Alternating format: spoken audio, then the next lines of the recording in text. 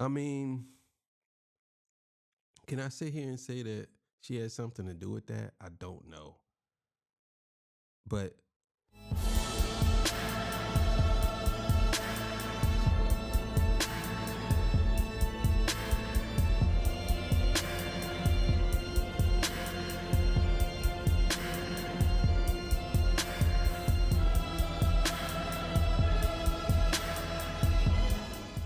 all right, man. Tory Talk After Hours, you know what it is, man. So continue the coverage of this Tory Lanez situation.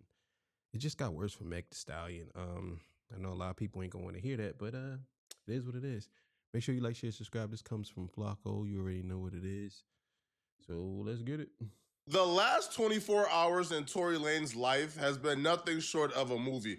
This is like something I've never seen before, and I've been doing content for about 2 years now. This is insane, bro. We got a reincarnation coming back from the dead talking to God. We got stabbings. We got a shooting mystery. We got a potential Fed case being overturned. This is all insane. And I'm here to make sense of all of it and to cover everything. So let's get into it. Tory Lanez was stabbed 14 times in prison by a Mexican who's currently serving a life sentence and had to be airlifted from out the prison to a local hospital. Apparently, the injuries range from a collapsed lung. He got stabbed in the head, stabbed in the back. Tory thought he was a goner. He thought he was for sure dead because even with a collapsed lung, That's crazy. He got stabbed 14 times. 14 times. Even with a collapsed lung, you survive. Yeah, it wasn't just time to go. That's crazy. Let's go on. God gave him enough strength and fortitude to still be able to tell his daddy that if this is his last day, he made good with God. Did not suffer superficial wounds. He was stabbed 14 times, 5 times in his back, 1 under his left cheekbone. In fact, his jaw was open.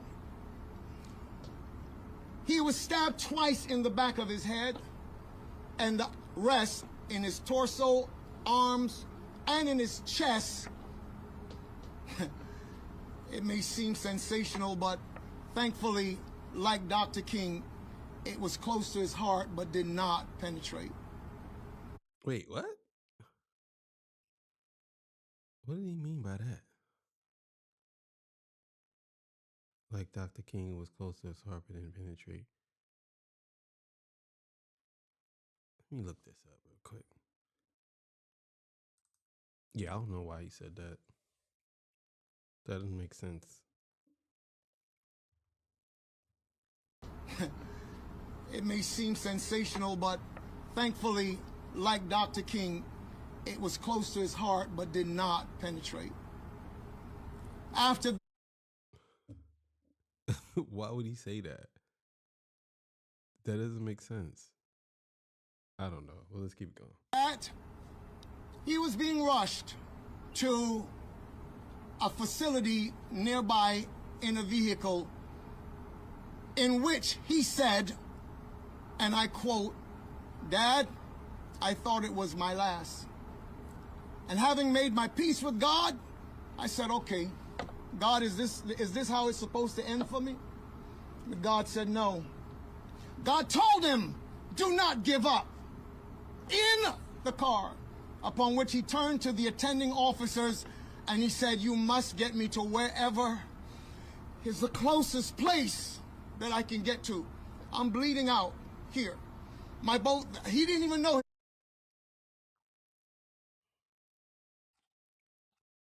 I ain't gonna say nothing. I'm just gonna keep it going. Come on, man. His lungs had collapsed. All he knows is that he couldn't breathe. He could hardly speak. Upon which the officer turned around and looked at him and said, "Nah, we got to take him. He has to be airlifted." There's a lot of conspiracies floating around surrounding why Tory Lanez was stabbed. Even there was conspiracies floated around at the press conference today with his father there and his attorneys there, and Rock Nation was brought up and Megan Thee Stallion was brought up, and we're gonna cover that. But before we can even cover that, we have to cover who exactly stabbed Tory Lanez. This is who did it. His name is Santino Sonny Casillo. The strangest part about this too is once he did it, the Mexicans were quick to come out and say, nah, bro, yo, he a renegade. He's not even a part of us. He's just like some renegade who just went wild on Tory Lanez. This wasn't a hit. I'm assuming that was said to sort of stall out the tension and Bro, so I was reading about this dude earlier. This dude is wild.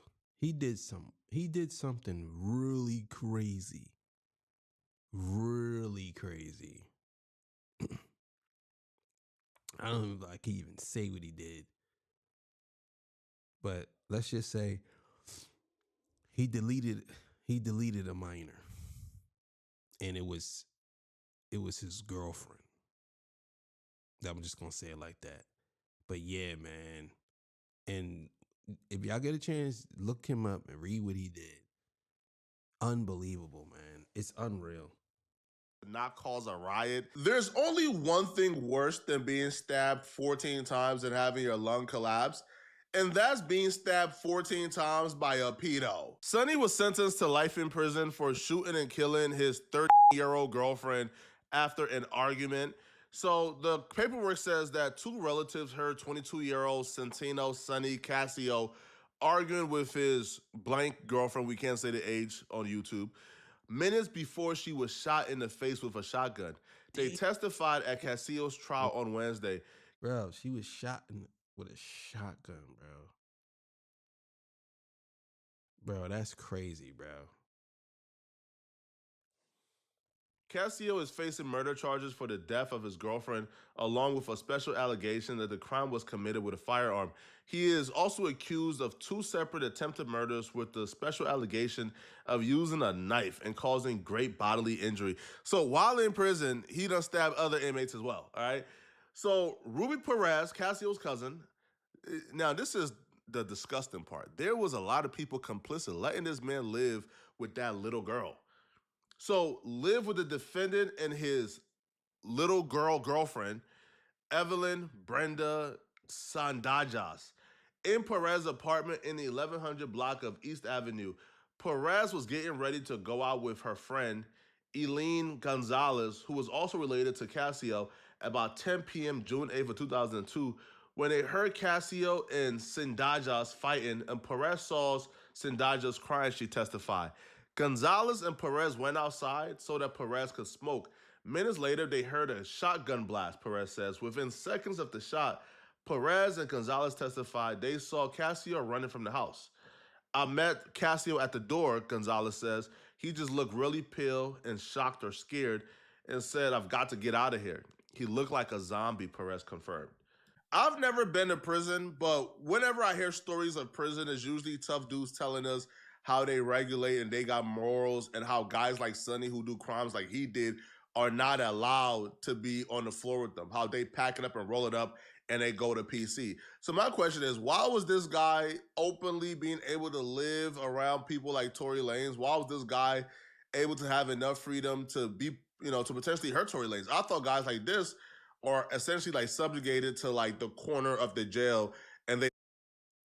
I mean, he could have, but maybe different jails have different ways of going about things. Maybe he was being good for a while, but I understand exactly what you're saying, but let's keep going. Live in shame forever and they can never show their face again. It looks like he was having a good old time.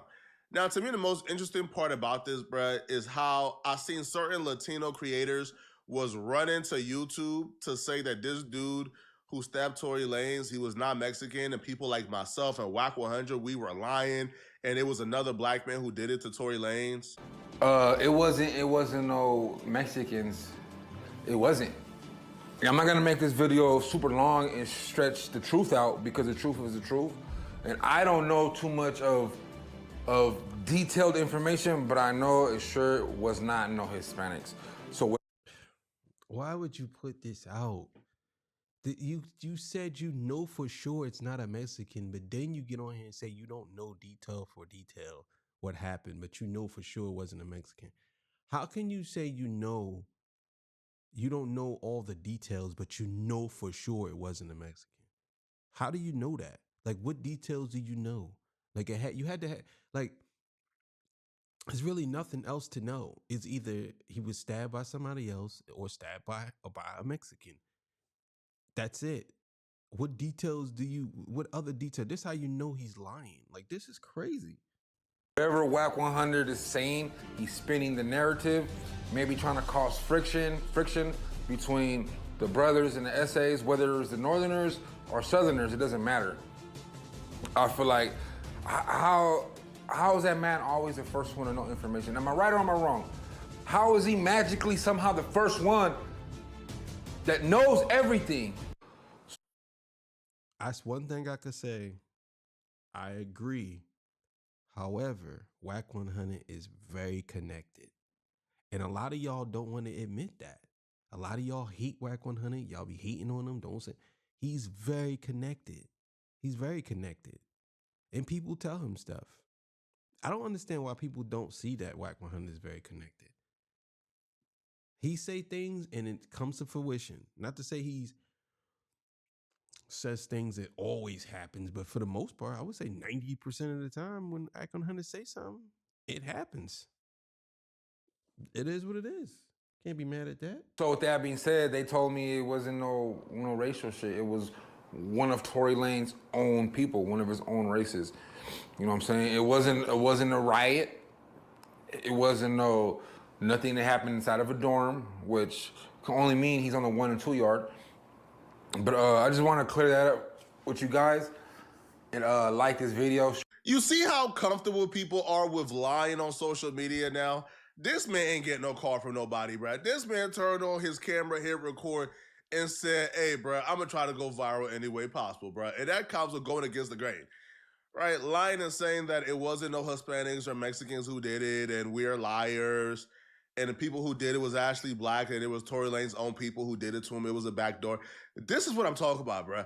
I don't know what's the motivation for y'all to come on this app and lie with a straight face like that, bro, but that needs to stop, and that's out of control. And then somebody else will make a completely false story claiming, oh, Tory Lanez brought this upon. See, first it was, oh, a Mexican ain't do this, a Hispanic ain't do this, we could never do this.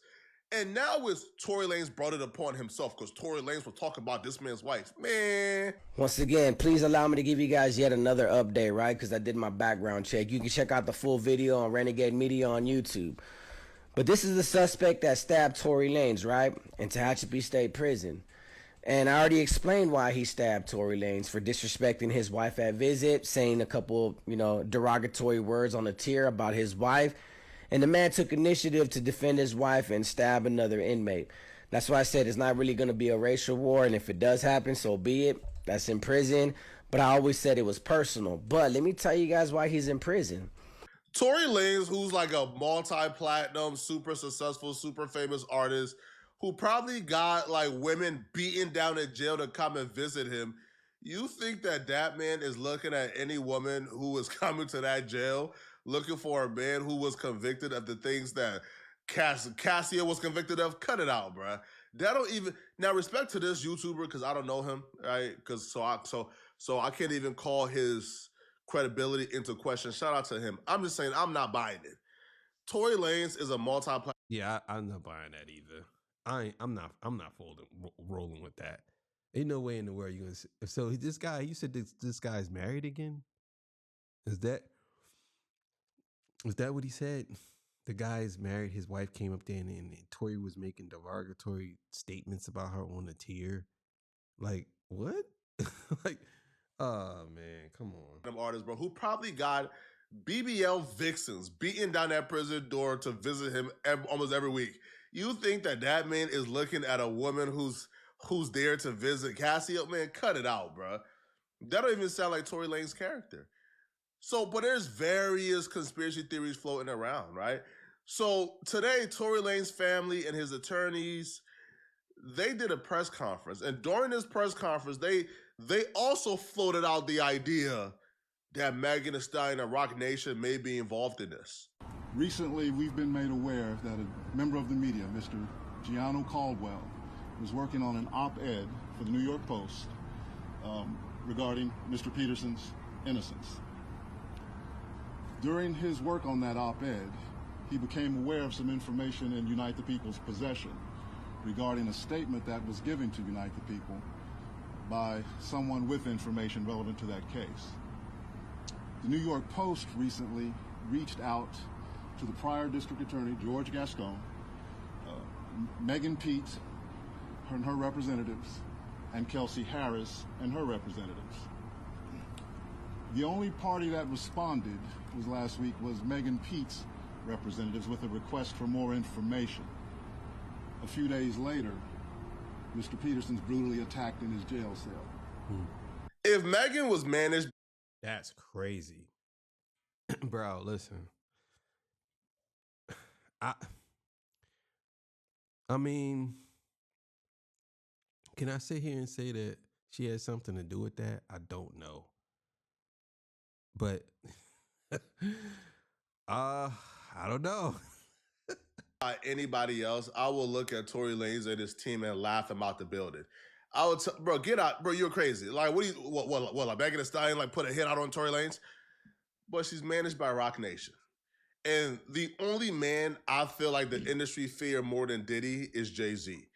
Jay-Z is like Diddy, but Jay-Z is just way more cunnier, way more underhanded. Jay-Z is super slick. Diddy was just an absolute tool who was moving wild and free out here.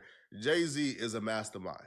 Jay-Z got somebody underneath him called Desiree Perez, who, if you guys don't know, she was working for the cartel before she wore a wire on a cartel. Desiree Perez is somebody who could pick up a call and get you more money than you deserve on any deal you want in this industry due to the stronghold she has on this industry.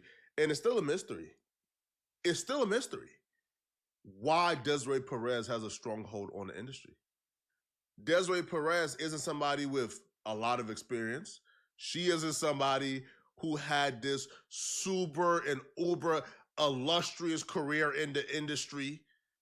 Desiree Perez essentially came out of nowhere, started working for Jay-Z after snitching on the cartel. And Desiree Perez right now is like the most powerful woman in the industry, and nobody knows why.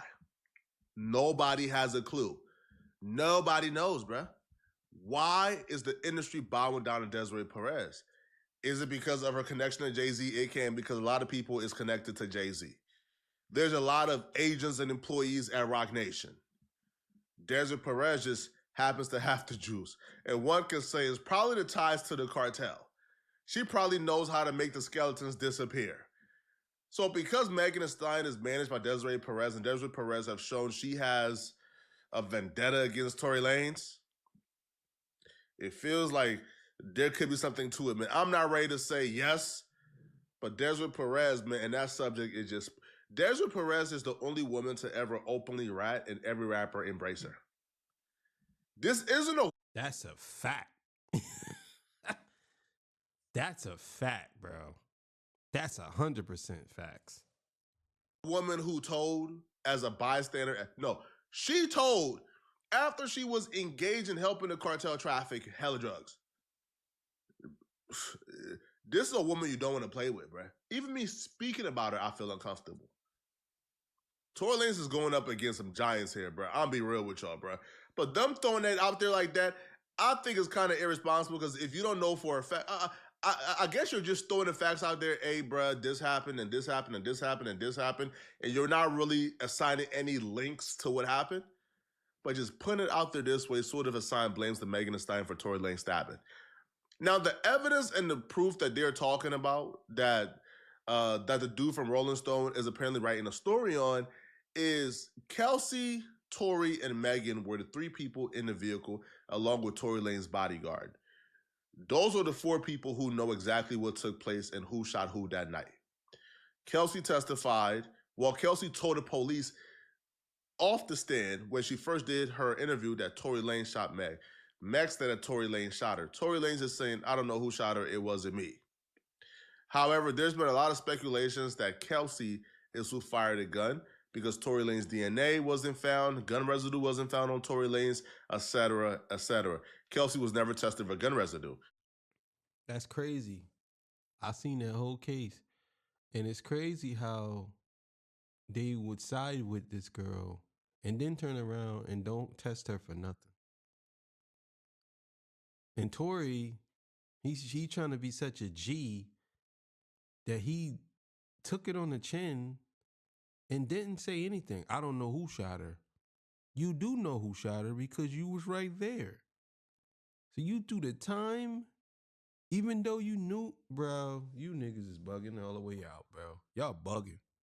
Well, Kelsey's bodyguard, who apparently was working for Kelsey and her husband, and I guess he's fired now, right? So her disgruntled security guard, or former bodyguard and driver, he has came forward to claim that he overheard Kelsey telling her husband that she was the one who fired the gun.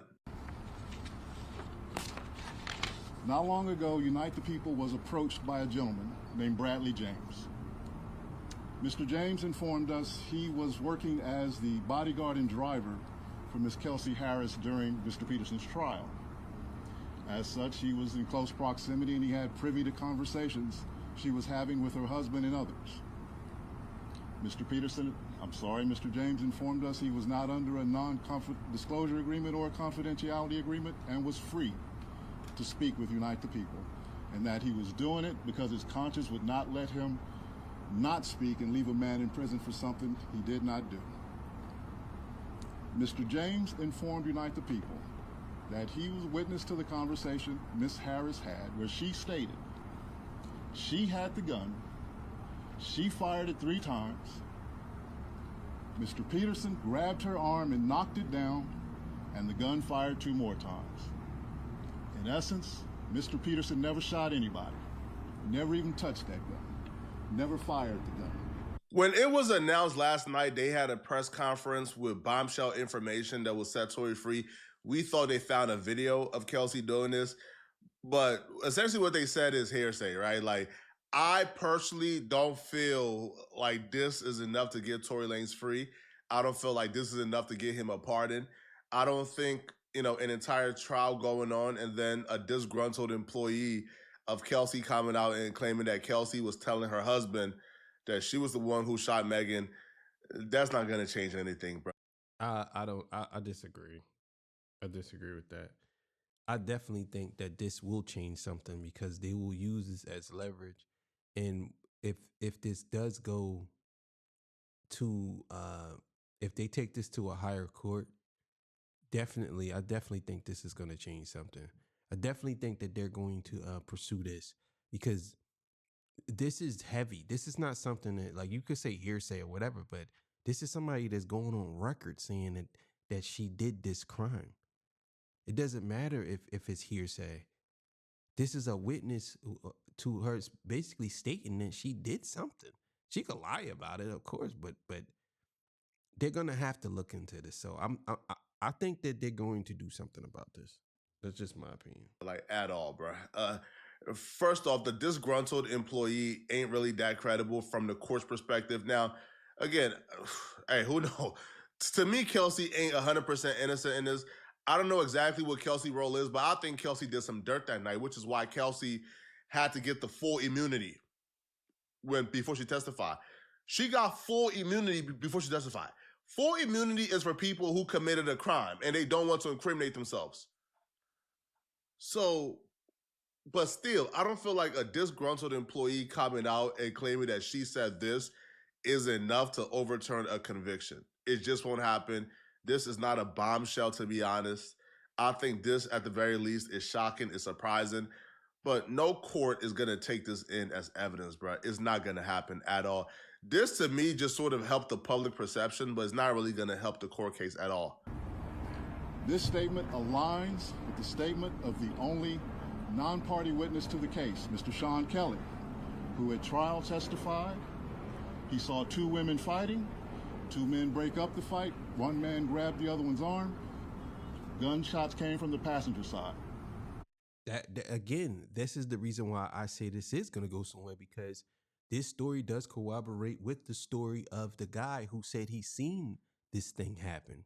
And some of the stuff they didn't want to take into consideration.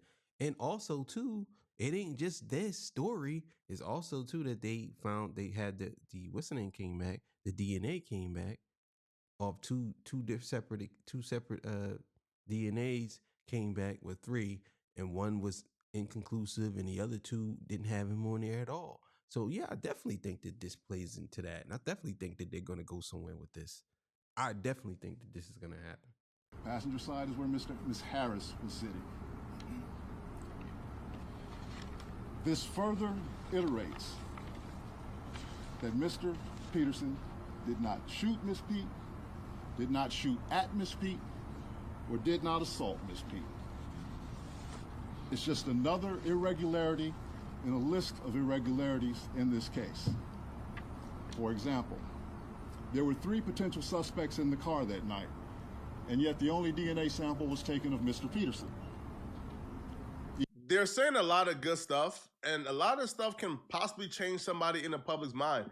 But retrying the case in the public isn't really going to do anything for Tory Lanez from my perspective.